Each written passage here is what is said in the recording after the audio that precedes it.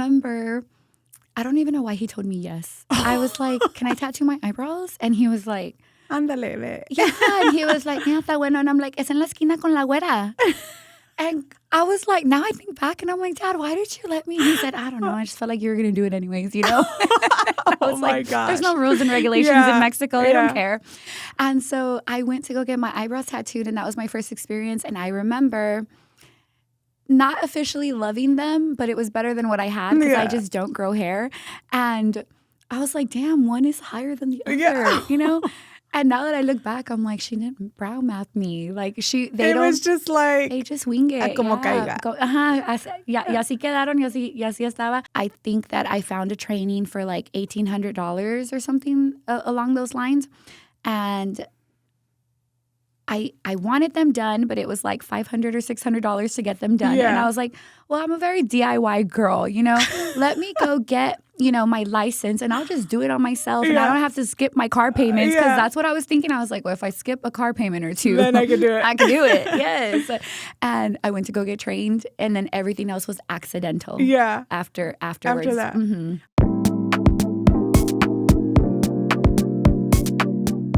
Hello, everyone. Welcome back to Beauty Bound with your host, Cristal Rubio, owner of Beauty Pro Bookkeeping. You can find me at Beauty Pro Bookkeeping on Instagram, and also Beauty Bound TX on Instagram for the podcast. Today, I have a very special guest. Her name is Laura Miranda. I'm very excited to have her here, but I'll let her introduce herself. She is a permanent makeup artist, a tiny tattoo artist, and educator.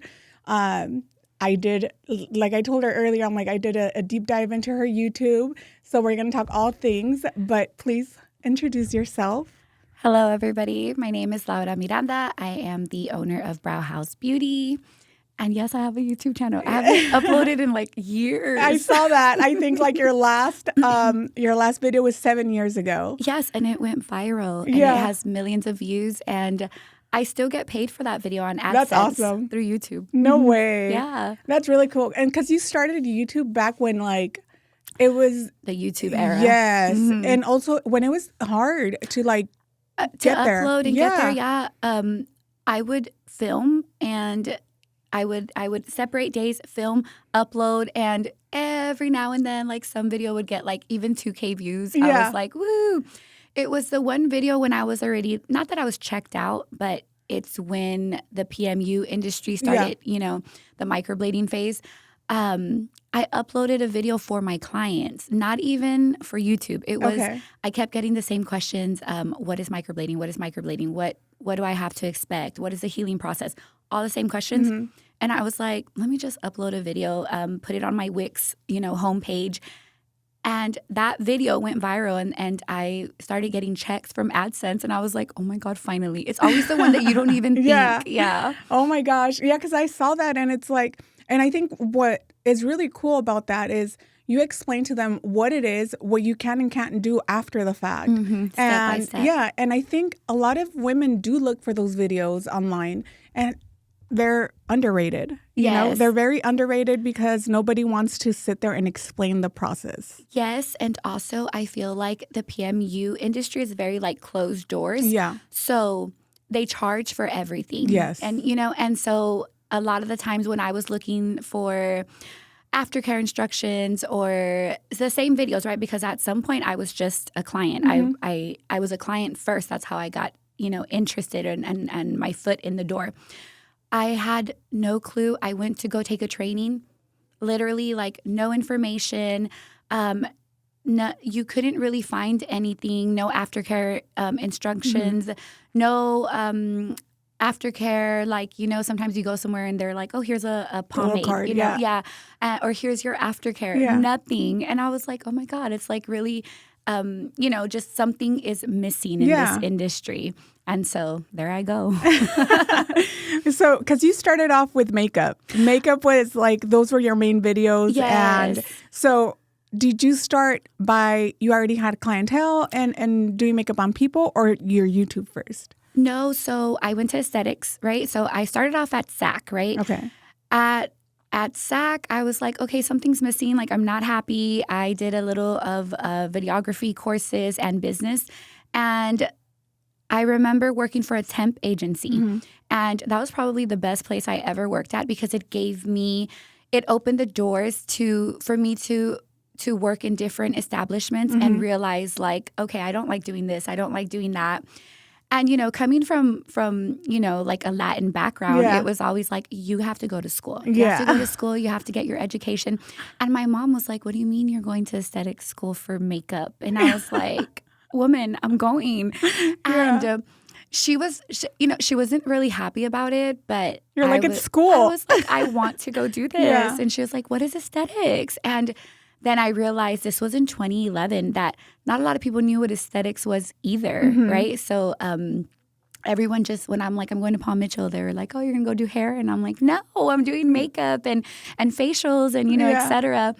And so ended up going to Paul Mitchell, graduated from Paul Mitchell. I was in the, I think it was called the Glam Team. And so we would go and do different events and the person that would coordinate it, Justin, he actually lives in New York now and does like celebrity artists, awesome. Their hair and whatnot. So I mastered more the makeup side to it. And then I was like, well, let me put everything on YouTube. But I still had, but I still had clientele.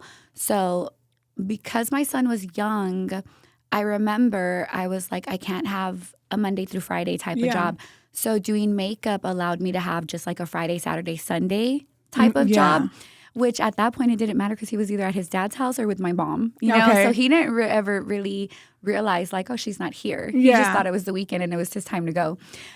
So I built my clientele and then I grew my Instagram. And this is back in the day when Instagram like was really booming, And so it was really easy for me when I went to go take my training in Dallas, came back and it was almost instant that I was booked out. I think at some point I was booked out for like 6 months to a year. Wow, that's awesome. Because I do see like you do more of the. Obviously, we have the powder brows. We have the nano fusion. Nano fusion, yeah. And you have like all the different styles of brows now. Yes. I remember like even back in the 90s, it was literally a freaking tattoo and just like a harsh line. Yes. So the reason being, a lot of people will confuse permanent cosmetics, right, with the tattooing. Yes. It's similar, but it's different. The take that our approach is a lot different than what it was, years ago. And it's more of like a Russian, superficial, grazing the skin, not actually penetrating, past the epidermis. And we just try to keep it very superficial so that the outcome is natural. Yeah. Because are your eyebrows tattooed? Or not today. No, but are yours done? Yes. Okay. Yes. So I believe I started with a tattooed eyebrow when I was like 16. I was in Mexico. I lived in Mexico with my dad for a couple years in Monterrey, Nuevo León. And I remember, I don't even know why he told me yes. I was like, can I tattoo my eyebrows? And he was like, ándale, ve. Yeah. And he was like, yeah, está bueno. And I'm like, es en la esquina con la güera. And I was like, now I think back and I'm like, Dad, why did you let me? He said, I don't know. I just felt like you were going to do it anyways, I was my gosh. There's no rules and regulations in Mexico. They don't care.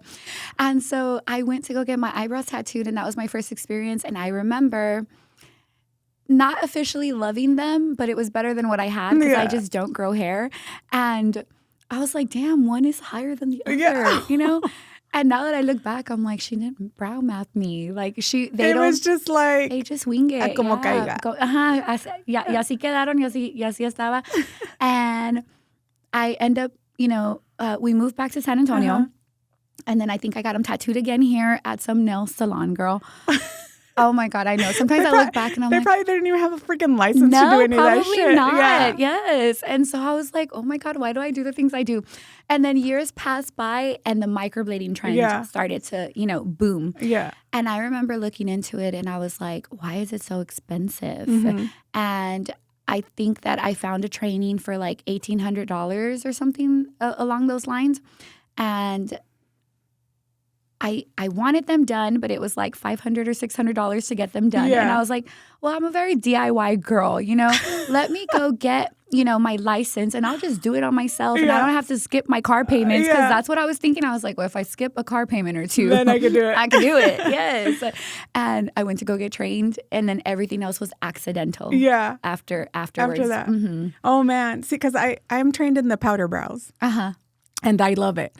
And the only reason I took that training was because I thought it was cool. And I really do enjoy, doing that. I just don't do them. But I enjoy taking the training. I enjoy doing it on my friends. And, it's the fun thing to do. Yeah, it's different. Yeah. But for me, the microblading, I feel like, man. Oh, that's very, it's very intricate. Very. And I can't.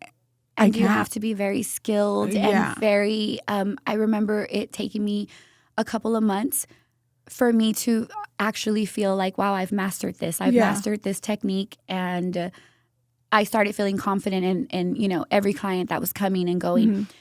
That was 6 months in, I was already booked. And I was like, why do these girls love these brows so much? And I was so hard on myself. And they were like, no, they look so good. They do. Now I look back at pictures and I'm like, okay, I see where I improved, where I got better.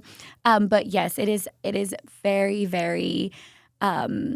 it's hard to master, I feel like. And I'm very honest with my students when they come in and they do like a 3-in-1. So like microblading, powdered, and combo. And I'm like, well, powder is really easy. It's like coloring on something, because it's literally like... I'm just kidding. Yes. I'm like, pues no, ni modo. What do you call it? It's so funny because I have students sometimes that they're like, well, I just want to see if I like it. What if I don't? And I'm like, I mean, I took so many trainings. I am certified in so many things. And I've come to the realization that like, okay, if I don't have a passion for it, I'm not going to do it. I'm not going to do it. And so like paramedical tattooing, I feel like, yes, I have clients in that field, but it's very, very limited. I'm very picky with who I allow. Yeah. And it's because not that I don't love it. I just love to do eyebrows more. Yes. I love to do eyebrows, lips, freckles, tiny tattoos. Yeah. That brings me a little bit more joy.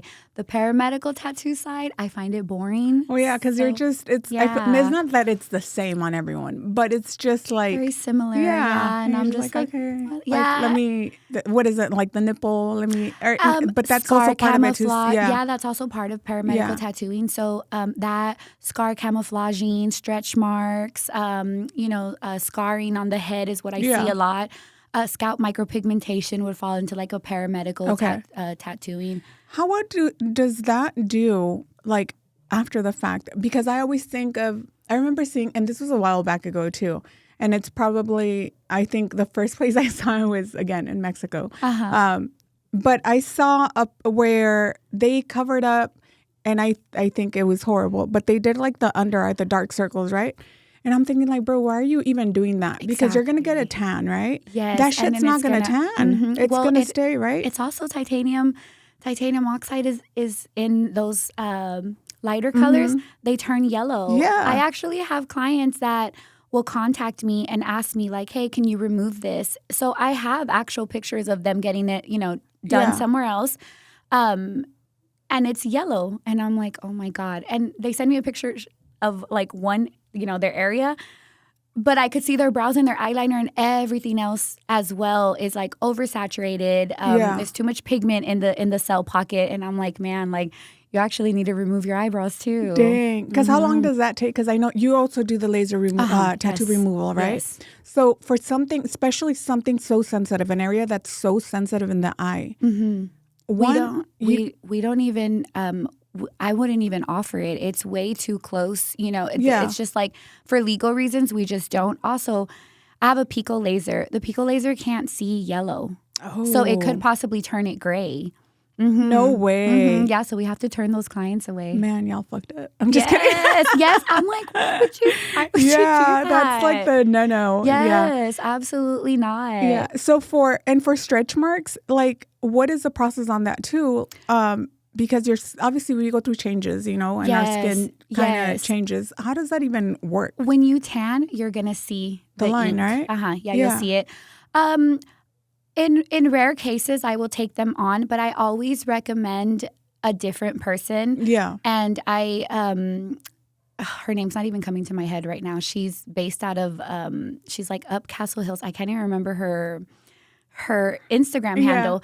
I send them to her because she takes more of a medical approach. So like more of like a microneedling approach to, rebuild collagen. And I'm always going to choose that option first. And then whatever you come back with, like a little tweak here and there, I'm okay with. Okay. Mm-hmm. Yeah, because I always think of that, like our skin changes so much, you know, and obviously when it's a lot of our stretch marks or any of those things, obviously you're going to wear a bathing suit. And I feel like maybe a lot of women do get that for that reason so that they could feel comfortable in a bathing suit or, or more comfortable. Sometimes they'll come to me and they have the, what is it?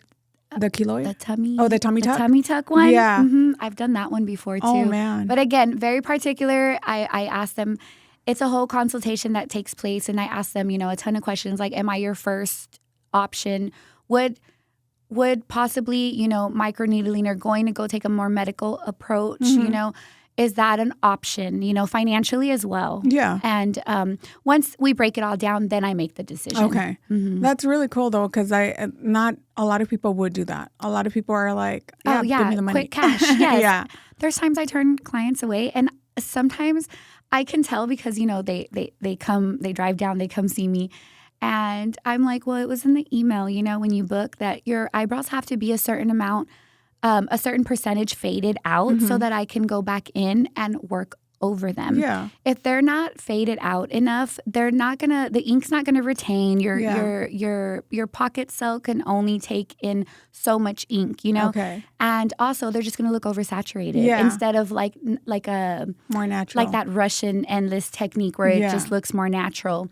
So I have turned clients away, and I literally am so honest with them. I tell them like it would be nothing other than me not having my morals in place to take your yearly touch-up price money and give you something that's only going to last 2 weeks, and then you're going to boot the color out. Oh, man. Yeah, and I'm like, would, I can't do that. Yeah, and I love the way your eyebrows look because they look like a laminated effect. Yeah, I love that. Thanks. So that's what I'm saying. Like even when I look at brows, a lot of the times you look at them and you're just like, man, the tattoos sometimes don't look nice, or however they were done, or as it's fading, it just starts. It turns ashy. So I always have to educate my clients and let them know the different type of lines that we offer, like Hanafe, PermaBlend. There's an organic pigment. We have hybrids, and then we have a mineral line. And so I always ask them, like, are you okay with this fading in a year or two, and you just come back and we work over it? Then I'm going to go with a line like Hanafe. If they're just very adamant about, no, I want them darker and I want them to last a little longer, I'm like, okay, well, just keep in mind that brown doesn't exist. Mm-hmm. So you have black, red, and yellow, or blue, red, and yellow to make brown. Mm-hmm. So everything is going to dilute as time passes by. The yellow and the red are going to dilute first, but the black does as well. Stay. So then you stay with what? That ashy gray color. Yeah. And girl, they don't care. They're like, yeah. I'm like, oh my gosh. Yeah, it was, remember when you used to like 10, 20 years ago, you see your tias with red eyebrows? They're scared of that hybrid or mineral line because that's iron oxide. And they're like, no. I think I would rather have the red than the gray, though. Me too, because I always tell them, like, hey, I can't do much when you come back with gray. We're going to have to go into removal, but I can cover up. I can work with red because I can make cancel a nice brown. Yes. Yeah, you always cancel out color theory. Yes, but, a lot of my clients, they are set in their ways. And I've just, I've been in this industry since 2017. So what does that put me in? 6, 7, 8 years. So right? 8 years, yeah. I've been in this industry for 8 years, and I have seen all types of eyebrows come and go. I've seen all types of clients, and I've just come to the realization, like, man, like they just are so set in their ways and they know what they want. Man. Mm-hmm. So for you to get into the brows, obviously we got a little bit into that on how you did it. Now, what made you get into the educator role? When I went to go take trainings, it was always like I had questions and I was paying $2,500, $5,000. It ranged, and I felt like some of my instructors, they were great. I learned so many things, but it was, like I said, a closed door. okay, you pay $2,500 to learn microblading. I'm like, what? Okay, well, I want to learn powdered brows now. And I'd go to powdered brows, right? But I want to learn about cartridges as well, right? That's a separate class. And I'm like, no way. Yes, everything was separate. You were just kind of left with like instructors that were like, okay, let me take your money and then you're on your own. Or they would say, you know, it comes with 6-month mentoring. Or if I text and had a question, I just kind of felt like I was interrupting their day. I kind of felt like they were being rude. Yeah. And so I was like, you know what, that's not okay. That's not fair for people that want to learn. You know, you should be. I feel that if I'm paying you, why are you gatekeeping and why are you not being transparent with me? One time there was one instructor and, you know, essentially she lost money because I took 2 courses with her and I would have taken a 3rd and 4th, right? But when I asked her a specific question and she tried to sell me something for $40 that you can get in China for 5 cents, I was like, girl, no that is way. crazy. Yes. And as soon as you get into this industry and you start hashtagging, you get the whole blueprint from these companies that are like, we can do this, we can do that, we can, you know, we can put your name on this and you can sell it for this much. And I'm like, okay, so that machine's $25. And then I see other artists charging $250 and I'm like, that is crazy. Wow. That is insane. Yeah. I never jumped on that bandwagon because I was like, that is not. Well, yeah. So because it does become like, I get it. You want to make money. I understand that. But like to price it at like 5-6 times the cost. The cost is insane. And especially when you know there's better machines and you know that are made here. So the ones that were being sold and, you know, all these artists were putting their names on it. It was like a really popular one that it wasn't even sanitary for us to be using. It didn't meet a lot of requirements that you know that a lot of like I think it's Dragon Hawk masks, like they just make better machines. I love the masks. And saw there's a because I tattoo as well. So but there is a machine that I saw on Painful Pleasures, right? Their website. And it was so pretty. And just because it was like a Star Wars edition, right? So I'm like looking at it and then the price was like $1,500. And I was like, what the fuck? Just because, like, no, there is no way that I'm good with my mask. Yes, you know, and I think I have one machine. So when I first started, yes, it was like, okay, I had like, you know, just a little more on the affordable side. And then finally I splurged. And it was actually really funny because it wasn't time for me to splurge. It wasn't time for me to have such a powerful machine in my hand, girl. When I remember practicing and I was like, why is so much ink coming out? That rotary machine was so powerful. I paid $1,500 for it. It came with 2 batteries. It was the Flex at the time. This was years ago. I still use that machine. But when I get, you know, when I'm building my kits for my students, I see different machines now. And they're just more, they're so much more affordable and they work and they can do so many good. things. Yes. And I just got one of my students the Y22 mask, the brand new one. And I was like, oh my God, it feels like a feather. No way. Yes, compared to my big old Flex. And I'm like, I'm not giving that one up. I got my money's worth out of it. But yeah, expensive. Yeah, they're expensive. But again, it's like, because I see that and I'm like, does that mean it'll work better than what I have? And so a part of me just wants to try it. Yeah, but then I'm like, oh, I can't spend that much money on it. It'll probably just cut your time in half. Right, okay. But you'll still, the end goal will still be the same. Yeah, it's just like when people used to say, you know, back when I was a makeup artist, like, oh, like, do you buy higher end makeup or just like, you know, drugstore? Well, it doesn't matter because, you know, anything that I did buy, I took apart and put into other containers that, you know, were just easier for me to carry around. And I just kind of always felt like it's not the makeup, it's the technique, it's the person. Yep. Yeah, because you could use any kind of makeup and get the same results. Yes, as long as you're applying it the way, you know. Yes. And I think one of the biggest things in this industry too, when it comes to the makeup part is, you know, if you go to a makeup artist and they do like the best makeup, right? But then like they don't apply any moisturizer on your face. The base is what matters the like, most. Bro, like if you skip that step, the makeup is gonna look like shit. Yes. I always tell everybody, they always tell like, why does your makeup and your face look so good? And I'm like, skincare, like taking care of your skin. Like you want to take care of your skin. The base is the foundation, and yeah, but no, I agree. I have seen some crazy things in this industry. I used to work for a TV station doing makeup, and I was like, oh my God, the way people just do not, girl, I don't know. I have ADHD too, and I'm just like, everything has to be clean. Like I have OCD oh my gosh, at the salon. brushes. Like, come on, bro. Like, yes. And I was just like, man, this is crazy. My biggest fear, even, transitioning into the PMU industry, was like getting someone sick or an infection and that's never happened to me. It's been 8 years and I'm so proud of that. Because people don't know, like, basic sanitation. Like, come on. Like, cross-contamination. Yes. Oh my gosh. I don't know where it was. I think I was on a movie set and I remember like, I always have my brushes separate always like separate the brushes, or if it's going to be on an actor that's going to be constantly, getting makeup, they have their little baggie with their name on it. And that's what I'm going to use throughout the whole time. Yes. So that I'm not rushing to like figure out what brush I need, like whatever brush I used at the beginning, that's going to be my touch up too. And being prepared saves you from, girl, I don't know about you, but when I get put under stress and under pressure, I feel like I just don't perform my best.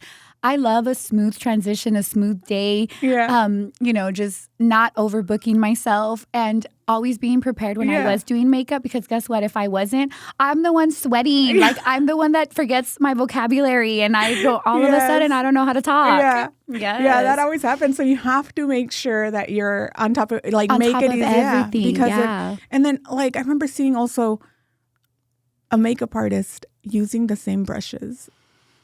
Oh my God. And I was like, what the heck? And there's so many, like, I was in this industry, in the makeup industry. If I've been in PMU for 8 years, then that means maybe like 9 years ago. Yeah. And I feel like nowadays when I do see that, I follow some and I'm just like looking at the page and I'm like, oh my God, I'm crazy in the head when I'm looking at the back, And I'm like, why are they using that?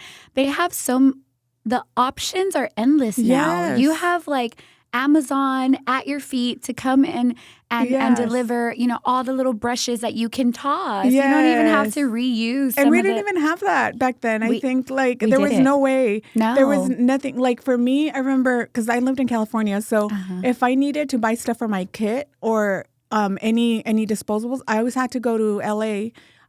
Because there was a store that I loved there. A beauty store. And it was like the makeup store that was for professionals, but they had all the disposables at a better price, like everything, Yeah. It's Friends Beauty. Oh, and so that one, I loved getting everything, prosthetics, everything was there. But now you could freaking order all this stuff on Amazon. Yeah. So if you you're can order everything on Amazon, and then if you think that you can't find it cheaper than Amazon, girl, you have those Alibaba and Shein. I've seen things on there, and I'm like, why is it cheaper than Amazon? Yeah, and Temu, way cheaper. Girl, I got on Temu. I think I ordered like the and I've seen this specific brand. I can't remember the brand, but they're the they're dry like towels to throw away, but to cleanse the face. To cleanse the face. So they're dry. You wet them with whatever you want, and then they're disposable. Yeah. Well, the same box that I think at Target is $20. Yes. I've seen it. Oh, okay. Yes. So I got that one on Temu for like $2. It's crazy, right? Like, what the heck? Yes. So all these, like, you could get all these things like cheaper. You could be sanitary with all these things. I think one of my biggest things, if people are not getting proper education when it comes to this, is what if somebody reuses a freaking needle? Oh my God. It's been 8 years and I've had maybe 2 or 3 girls ask me, like clients, they're like, is your needle brand new? And I'm just like, yes, of course. Yes, of course it is. But it just makes you think like, where did they go? Where did you come from? Yeah. Why would someone risk their license? And I've had to learn this the hard way, but through just like trial and error, even in just relationships, like I've always been told not everybody has the same heart as you. And I'm just like, But you think they do. Yes. Yeah. And they don't. No. And I'm like, oh my God. I always make sure, like, when I'm tattooing, because that's a one thing that I do. I love, and that's my, like, creative side of me, you know? Do you do the tiny tattoos Yes, I do the tiny tattoos. Oh, those are so much fun. They are, and I love it. So I always open the needle in front of them. Yes. Because I want them to see that I am using a brand new needle, that I'm not, you know, and I wrap everything and prepare everything in front of them. Yes. Because I don't want them to come up to my tray. Tray, and then they see everything's already open. No, I'm gonna prepare everything when they're there. I do so that the they same see. thing. One time, my assistant was like, I can prep your tray for you if you want to already. And I'm like, no, I like talking to them and doing it while I'm there with them. Yes. You know, that way they see that everything is brand new. Exactly. And the way that you're not cross-contaminating. Yes. And, wrapping everything. But not not everybody thinks the same. No. Yeah. You know, and I think it might be an ADHD thing, or it just might be a thing that you're just like, bro, like. Okay, my ADHD, like OCD cleaning is like, it doesn't follow me everywhere. Like my room is messy, my car is messy, but you walk into my salon and people are like, how long have you been here? Because it kind of just like, it's empty. And I'm like, I don't know what my mom did to me when I was young, that my house too. So in 2016, I had a house in Alamo Ranch, and I remember the realtor coming because I wanted to sell it. I was like, oh, I don't like living in a house. Like, I'm going back to an apartment. And I didn't like the area. And I remember he came in and he was like, oh, wow, y'all already moved. And I was like, no, I've been living here for 3 years. And he was like, okay. There was like nothing. Nothing. No, I don't. I don't like decorating. I don't like clutter. I don't like decor. Like if you, I'm right behind Pamela, but if you were to walk into the salon, you would think like, she's not been here long. Like it's no way. Spotless. Yes. Oh, so you're in the same area. I'm in the same area. Okay, cool. Yes, Pamela. It's Pamela, and then it's like a little street, and then it's our building. Oh, that's cool. Yeah. Yeah. But I blame it on my mom, you know? She had all the decor, like the home interior decor, and she would clutter everything. She do you remember the grapes and all the my gosh. in the kitchen? Yes. Oh my God. What was the name of the company? Something Interior. It was Home Interior. Home Interior, right? Yeah. Yes, she had the catalog and everything. Dang. And every time I walked into the house, I was like, there's shit everywhere. I have 6 brothers and 1 sister, and there was shit everywhere. Oh my gosh. And I think that, you know, transitioned into my adulthood where I'm just like, the other day my neighbor came and said, hey, the trash is coming, the big trash. Yeah. Girl, all my neighbors took advantage of it. Yeah. And I was like, I don't have anything. I'm still the same way in my home. Yeah. I wish I was that way. Because in my home, it's not. My office is like pretty empty. But like my home, it's not even clutter, but it's just like, you know, I have 4 kids. So, and then I have like, my front room is partially my office, partially classroom because I homeschool. Aww. So it's like, you walk in and then I have all the books, and I love. My biggest thing is if I see a machine, I'm like, oh, I want to try that. So I have like a 3D printer. And then I have... So you do everything. Yeah. I get bored easily. I might get bored easily. I'm the same way. The other day I was like, what was I trying to do? And I was like, look at me. Telling myself that I'm going to take a step back. I'm going to take a break, enjoy my time off. And how's that working out for you? It doesn't start until October 31st. And I am so excited. Like you have no idea. But as I'm telling myself, like my body's finally like, hey, like we need a break, right? And just like, I guess just the same way with makeup and as I've evolved and taken trainings and whatnot and, you know, became an educator and I had my business and I had people under me. Finally, my lease was up and I just, you know, everyone was like, are you renewing? And I'm like, I don't think so. Not yet. In the future, absolutely, because I have my girls, you know, like my sister's one of them and she's going back to nursing school. Well, she's going to nursing school. Yeah. And she still asked me the other day, like, when are you getting another storefront? And I was like, I think like until February or March. And no way. She was like, oh my gosh. She just sent me the little crying faces. And so I'm just like, okay, I'll get on it. Like, let me take October, you know, let me end October. And then, you know, come November, December, I'm going to take some time to actually take my time to go look at places. Yes. When I got into the place that I was at, it was a sublease. I took over someone's lease, and I've been there for 8 years, and the amount that it just keeps, increasing is high now. Yeah. And I love the area. It's Castle Hills. It's a great place. But do I think that it's worth what they're trying to charge now? No, it's an old building. I never got billed out. I never got the 2 months free. I never received any of that because since I walked into a sublease, when we've been bought out like 5 times. Dang. Yes. And so I'm just like, I never got any of the perks that a lot of places get. And I didn't even know that you could get all of that. Yeah, everything in this whole, industry. And even you could have still even though it was a sublease, when it turned into your lease, you could always renegotiate all that. Yeah, and so and nobody told you. No, I remember. I know this. Girl, they're savages when it comes to leases. And I remember I asked for my 2 months free, and they were like, "No, you don't get that." They told my realtor. No, she doesn't get that because she's an existing client. We bought the building with her in it already.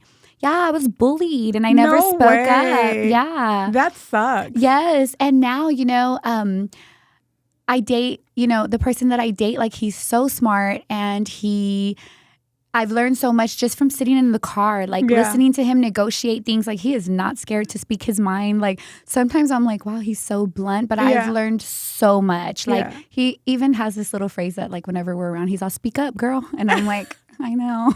I don't like conflict. I don't like confrontation. I'm just like, that's fine. I'll just go somewhere else. Even if I don't like my nails or something, I'm just like, okay. No way. I wish I was different, but I'm not. Yeah. I'm just like, okay, well, I learned my lesson. I'm not going there again. Oh man. You're like, I can't. Mm-mm. Oh man. Can't. So right now you're not in your own space. I am. You are okay. Mm-hmm, yeah. And but you plan on just not renewing?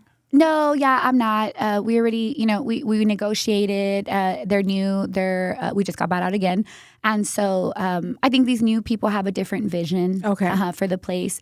And they tried to negotiate a little bit. But that building is old. The restroom was always it was always something. And I was, not a lot of people know this, but when you sign a lease, it's in the lease that it's your responsibility to fix the AC, to fix the restroom, to fix anything in that facility. Wow. And being that it's so old, I was like, no, I'm not. Yeah. I'm not dealing with, I'm not dealing with that damn AC anymore, girl. Yeah. In the winter, we're always cold and we can't fix it to, for the heater to work. And I'm like, no. The space also in itself, we've just outgrown it. Yeah. It was perfect in 2018, 2019, 2020, 2021.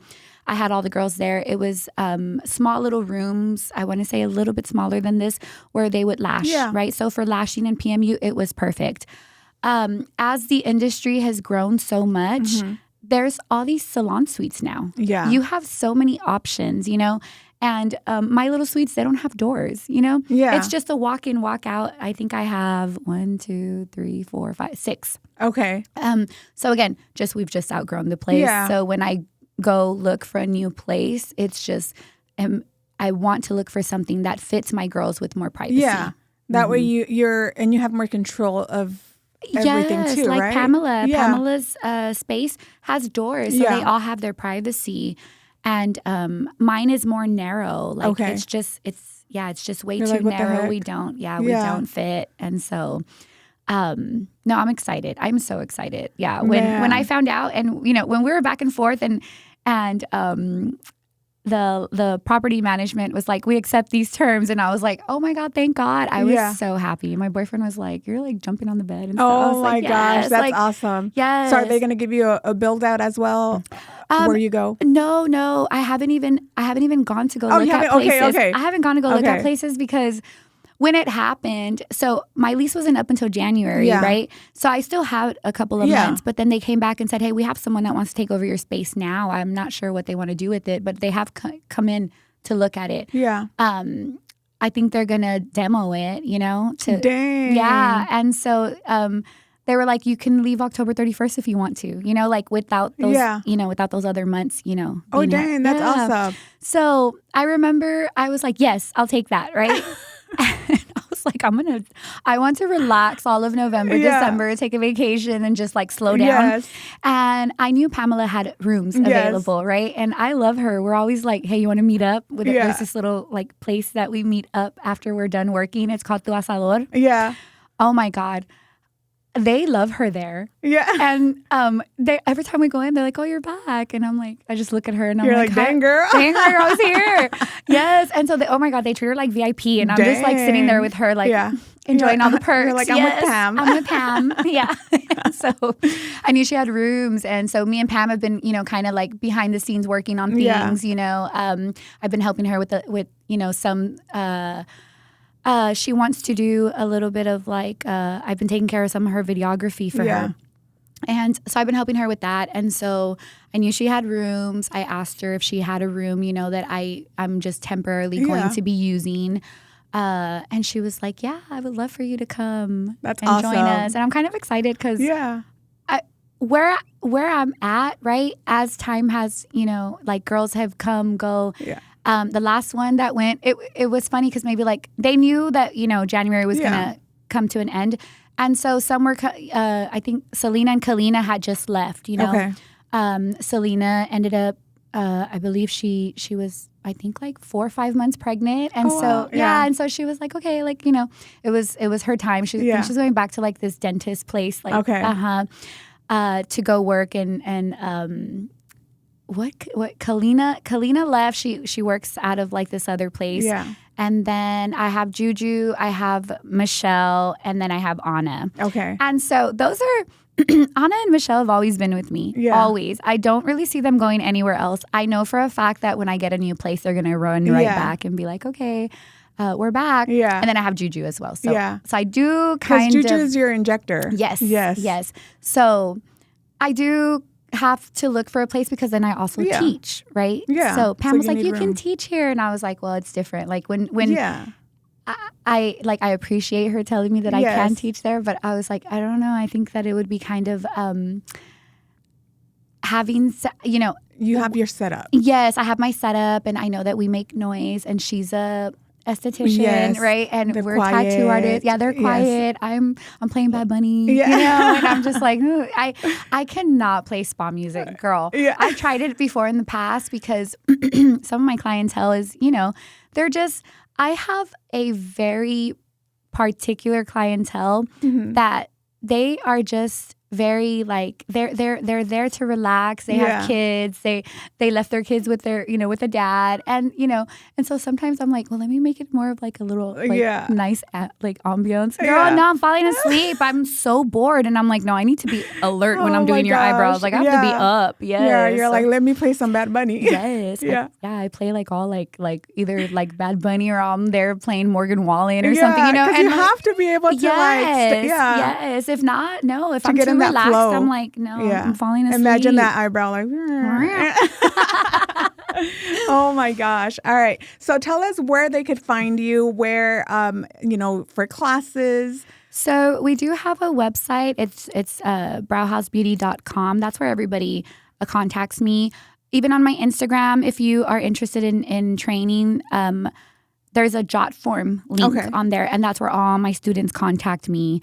Instagram, we have Facebook, TikTok, girl, I'm everywhere. YouTube. Yes. That YouTube, guys. Yeah. Yes, I've had, even though I haven't like uploaded, like people but it's still poppin', find me. Yeah. And they're like, oh, like I had this is my second podcast, by the way. That's awesome. Yeah. My first one was my student, Joey. He's like Joey Dot something.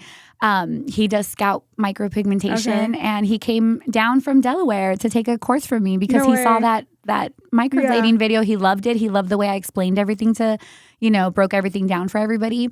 And he was the one that invited me on a podcast, maybe like 2 or 3 times. And finally I was like, okay, that's fine. But like, what do we talk about? Yeah. And I had so much fun on his. That's why when Pamela was like, you need to come with my girl. I was like, okay, I'll do it. I'm shy. Oh my gosh. It's so funny because for me, it's behind these cameras. I love being, doing the podcast. But when it's like time to do a talking head video, like just me, oh my God, I cannot do that shit. Girl, I master that shit. But when it comes to things like this, I'm no just way. like, And I can't do the other I'm one. So shy. Oh my gosh. I went to Pamela's and I remember sitting there and she was trying to just flow with it. And I was like, wait, what do you mean? You don't have like, you don't have everything scripted? Like, what are you talking about? And she was like, no, girl. And I was like, oh my God. So there I go sitting there scripting everything for her. And then I give it to her, right? And I'm like, you're going to read it off the teleprompter. And she's like, what fucking teleprompter? And I'm like, we're going to use our iPad or our laptop. Yeah. And girl, I broke everything down for her. She's like, this is how the fuck you do it. Oh And I'm my like, yes. gosh. And then she would like, look, right? And then I'm like, you're looking at the teleprompter. I could tell. So I had to tell her like, this is how you do it. Yeah. You have your scripture, right? And then it's like, okay, Booksy just came the other day, Yeah. right? And they were like, hey, can you? And the guy was like, we're going to be here for like 3 hours. We shot in 45 minutes. And he was like, you were the fastest person that I've ever shot with. And so I have this trick, right? So if I see it and it's scripted, so, hey guys, here at Booksy, we were just not, right? Whatever it says. Yeah. I look at it and I'm like, here at Booksy, we offer all these services. And then I say it and then I turn, I say, okay, go. And then he films and I'm like, here at Booksy, we offer all these services. We're open 9 to 5 to 6. We're open 9 to 5. So it's like I'm over here, but then I look here and then you just have to like edit it so that it all. Yes. Oh my gosh. See, and I'm horrible because I'm like, what am I even? I recorded a video last week. So because I like to do sometimes current events of the stuff that's happening in like the beauty industry, especially like with TDLR or any other state boards in other states. Right. And I sat there and I recorded it and I was like, nope, that's not it. And I was like, fuck, the whole time.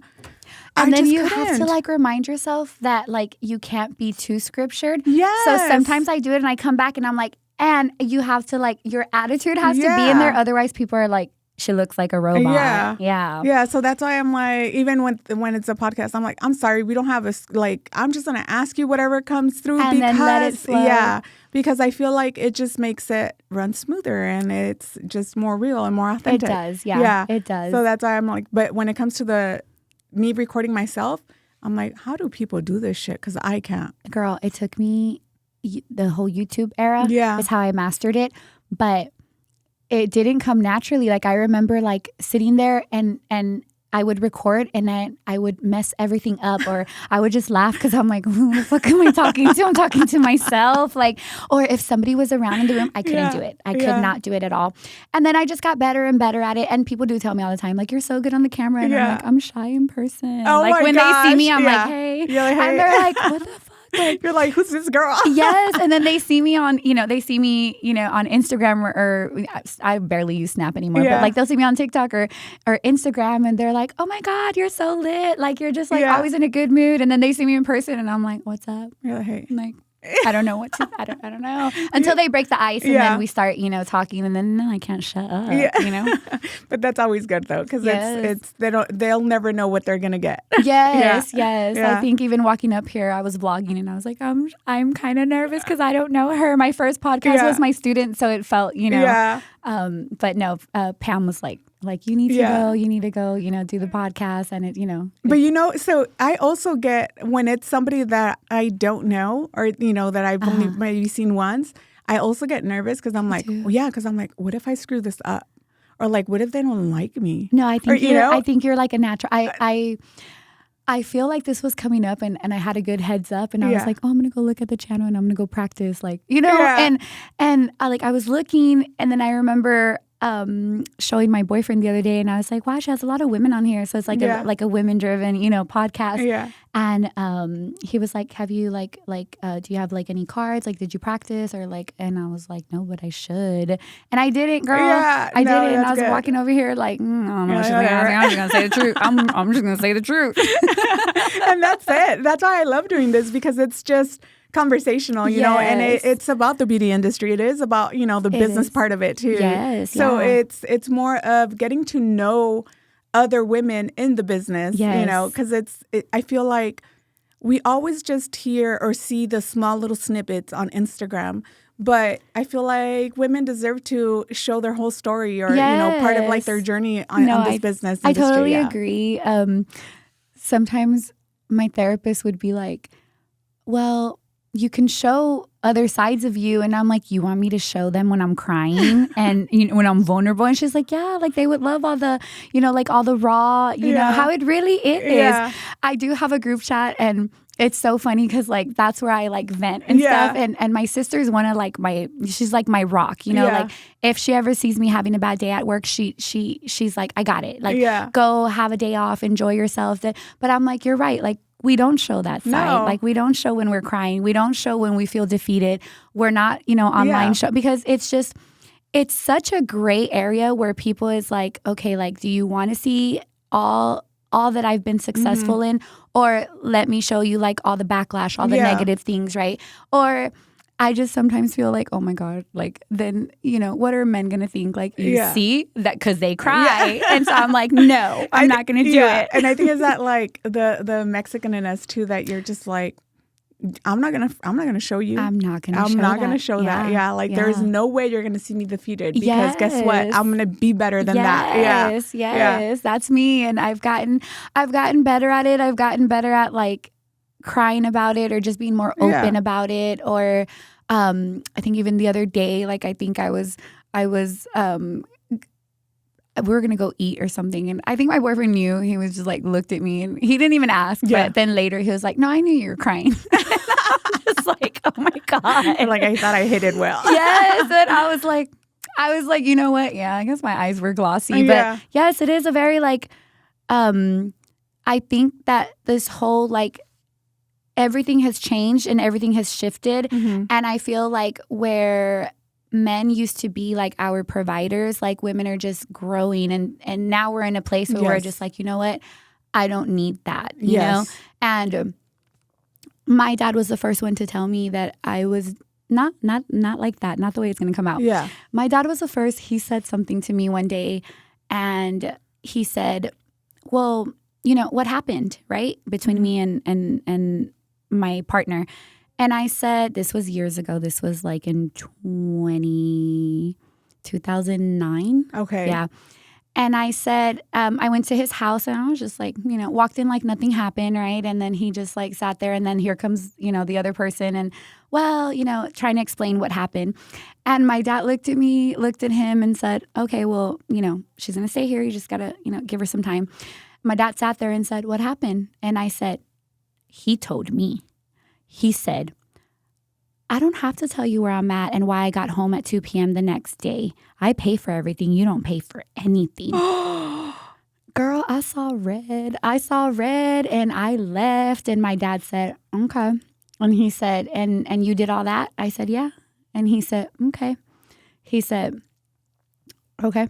And then he just said, I just remember him saying, I think that you just need to go get your education and take care of yourself, because I don't think that, as he just saw the strong person that I was, and he was like, I just don't think that, any man is going to put up with that. And I was like, what, my attitude?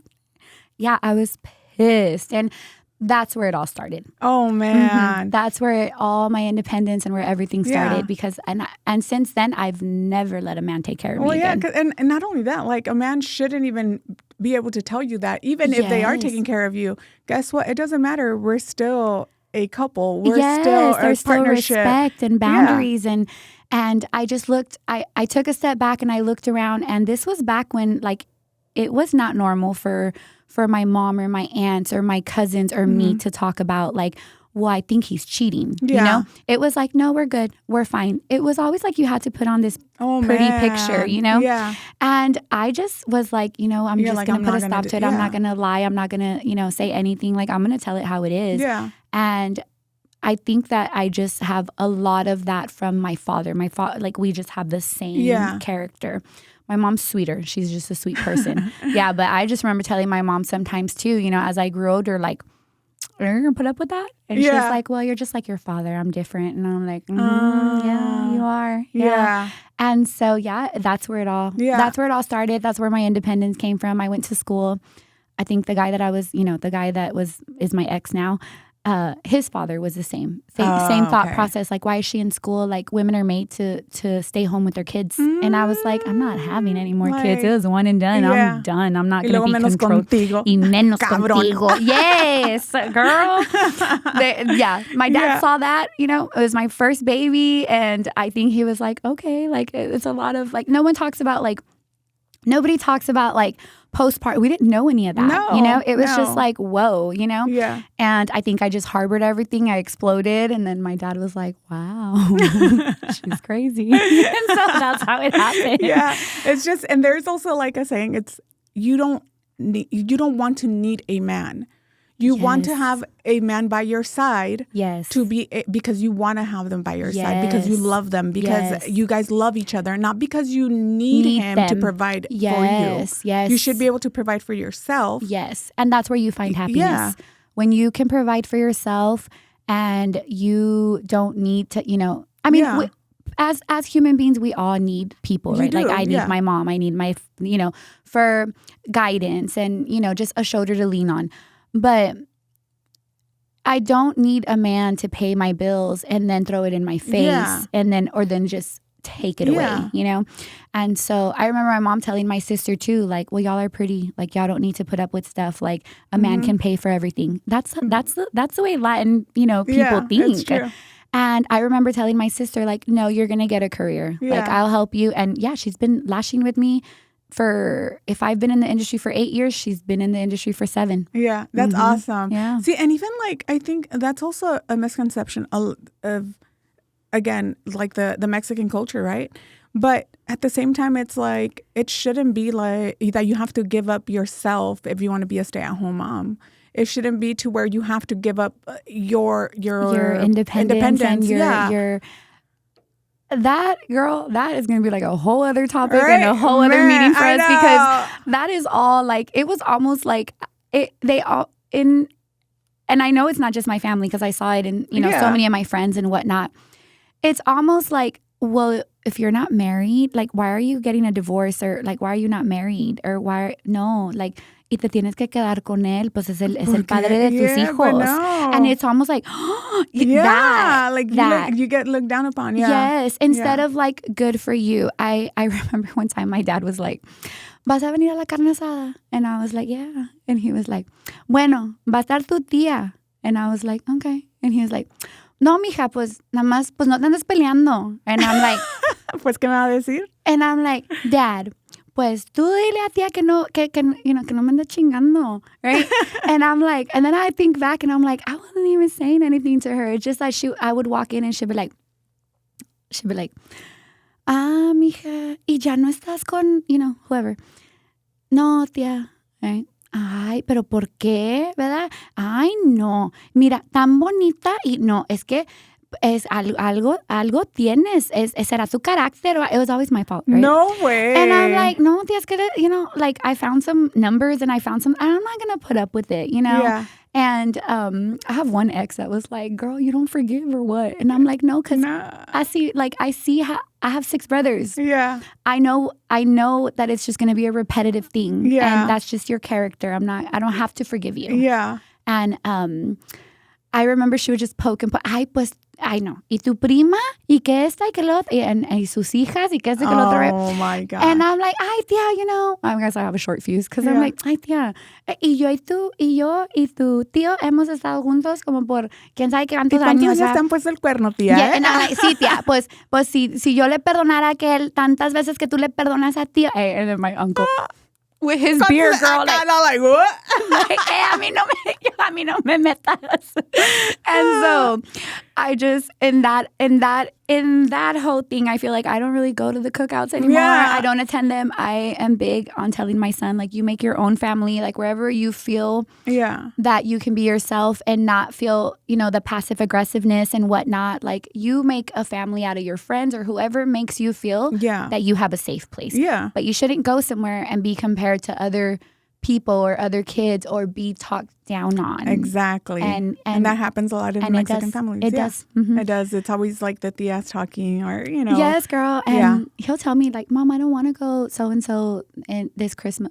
And that's fine. No, you know, I remember sitting in my room and telling my parents, like, I don't want to go. So, no, and get up and you have to go. And no, I let my son, if he doesn't want to go, and I'm like, okay, he has his reasons. He feels like maybe, you know, he's, you know, they ask questions, or he doesn't have the same age range. You know, it's just a bunch of little kids. Like, I'm totally respectful of it's his holiday, it's his memories. I want him to remember and make memories in our home, you know? And so I'm just teaching him to be different and upbringing him differently. But yeah, girl, that's a whole other day and a whole other industry and just a whole other topic.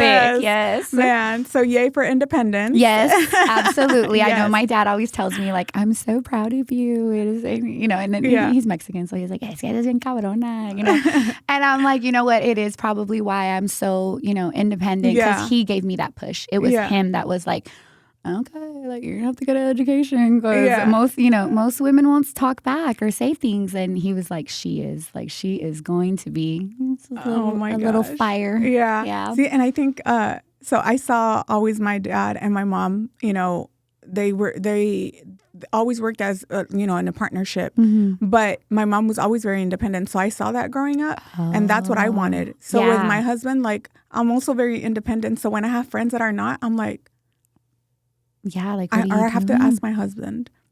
Ask him what? For like, he's not your dad, you know? And so I end up, like, sometimes not having that many friends for that reason, because my husband is more of like, hey, babe, I'm going to go do this, like, or I got invited. Are we doing anything? You know, and it's more of that rather than like, oh, is it okay if I go? Yes, and like, that is because that's the Mexican heritage. That's how they are. They're just like, you get into these relationships. And girl, when I was younger, I didn't even see that I was being like manipulated or controlled. It was like, hey, I'm gonna go out with my friends, right? Okay, and JJ? I'm like, what do you mean? That's your kid too? What are you talking about? Figure it out. Yeah. And then I started to see, like, oh, okay, like he's very, it was a control thing where, like, oh, okay, well, I thought we were gonna, like, what time are you gonna have dinner? Like, what do you mean you can't figure out, like, you can't go to McDonald's or something? Like, like, what the heck? Yes. Yeah. And that's where I slowly started to see, like, okay, like, this is more of like a controlling relationship where I couldn't do anything. Yes, girl, I dipped out. Yeah. I dipped out, and yes, now I am more like, no, there's boundaries. Like, even my man, like, sometimes my friends are like, you let him out by himself, girl. He's an adult man. He can do whatever he wants to do. And I've seen it in both, you know. It's not just men. I see women, that are like, don't let the man do anything either. And I'm like, well, that's, you know, like, to each their own. But if you don't want people to tell you what to do or not to do, then don't do it to others. Yeah. My husband is the type of, like, I remember one of his friends said something about having to babysit his kids, and then my husband, like, babysit? Are they not your kids? Yes, no, they are. Well, what do you mean you have to babysit? They're your kids, bro. You don't have to, like, babysit. She's going somewhere, so you're staying with your own kids. Your own kids, yes. Oh my God, yes. He's like, that always pisses me off when guys say that, because they're your kids too. Yes, yeah. No, that's some bullshit. You see it a lot. Yeah, you see it a lot, and I'm the same as you. Like, I just say things, and I'm just like, maybe I shouldn't, you know, I shouldn't have said that. And I'm just like, well, whatever. Yeah. Oh, man. Well, thank you so much for being on. Yes, and again, just me. Where your Instagram handle. Instagram TikTok. is Brauhaus Beauty. I believe the Instagram one has 2 Y's. And then my Facebook is Brauhaus Beauty. And then website is brauhausbeauty.com. And then, of course, YouTube. As Miranda. It's Laura Miranda. That's my daughter's name, Miranda. Yeah. Oh, everyone thinks that's my first name. But it's your my last name. Yeah, your last name, Miranda. Yeah. But all right, and y'all could find me at Beauty Pro Bookkeeping on Instagram, beautyprobookkeeping.com, and then BeautyBound TX and BeautyBound on TikTok. And thank you guys so much for listening, and we will see you next week. Bye. Bye.